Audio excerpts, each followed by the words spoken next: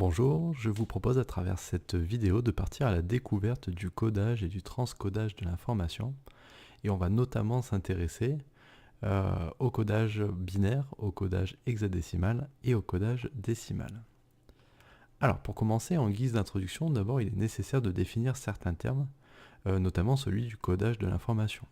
Wikipédia nous propose la définition suivante qui dit que le codage de l'information concerne les moyens de formaliser l'information afin de pouvoir la manipuler, la stocker ou bien encore la transmettre.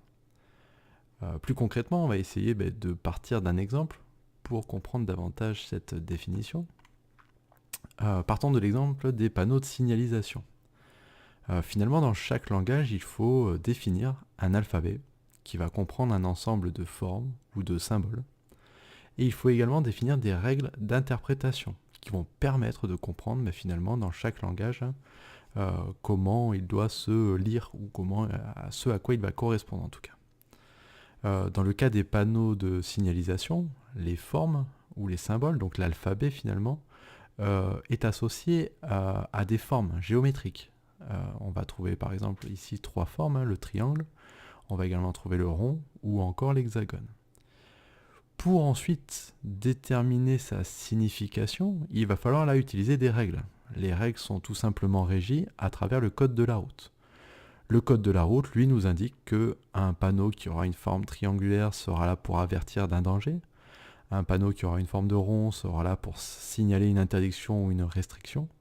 Quant à l'hexagone, ça sera pour signaler une priorité. Alors on peut prendre un autre exemple, celui finalement du code postal que l'on trouve sur une enveloppe. À l'aide du chiffre qui est indiqué directement sur l'enveloppe, on indique finalement plusieurs informations. La première, c'est le département, c'est les 2 premiers chiffres. Et ensuite, à l'aide des 3 suivants, on va être capable de déterminer finalement la ville de destination, là où l'enveloppe doit être amenée. Là déjà, on s'approche un peu plus du codage qui va nous intéresser, puisque c'est le codage numérique. Car l'alphabet qui va être utilisé est uniquement constitué de chiffres. Donc on va avoir un prolongement de cette première définition, donc qui nous dit cette fois-ci que le codage numérique est un cas particulier du codage de l'information, puisqu'il se présente uniquement sous forme de nombres permettant d'effectuer des traitements. La plupart du temps, c'est des opérations mathématiques, les traitements qu'on va pouvoir effectuer dessus. Alors voici 3 autres exemples d'objets utilisant cette fois-ci le codage numérique. Donc on va avoir l'horloge, qui à l'aide des chiffres qui sont positionnés sur son cadran va permettre d'indiquer à travers la petite et la grande aiguille l'heure qu'il est. On va également trouver l'exemple du billet.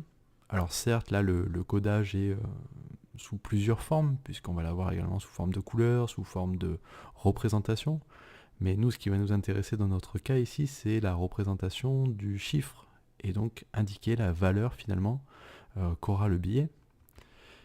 Et un cas plus particulier, mais qui va nous intéresser énormément, c'est le cas de l'ordinateur, puisqu'il n'utilise dans son fonctionnement que 2 chiffres. Soit c'est un 0, soit c'est un 1, vous en avez certainement déjà entendu parler, c'est le langage effectivement ce qu'on appelle binaire. Et l'attribution d'un 0 ou d'un 1 est ce qu'on appelle dans le langage informatique un bit. Donc finalement, malgré que l'ordinateur ne connaisse que ces 2 chiffres, il va tout de même être capable de comprendre bien d'autres langages. Et c'est ce qu'on va voir dans la suite de la vidéo.